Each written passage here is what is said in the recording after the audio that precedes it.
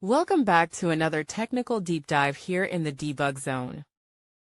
Today we're tackling a big question and breaking it down with insights from other users. Hopefully this clears up some misconceptions and helps you get the answer you need. So buckle up, stay a little curious, and let's jump right in.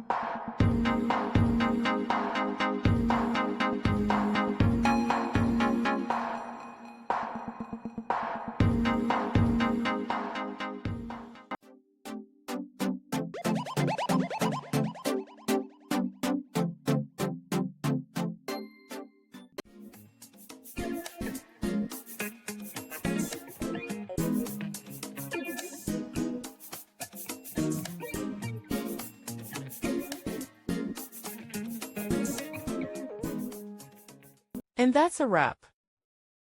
I hope you found the answer you were looking for. If you did, take a second to hit that subscribe button. It really helps out. And let me know in the comments which solution worked best for you.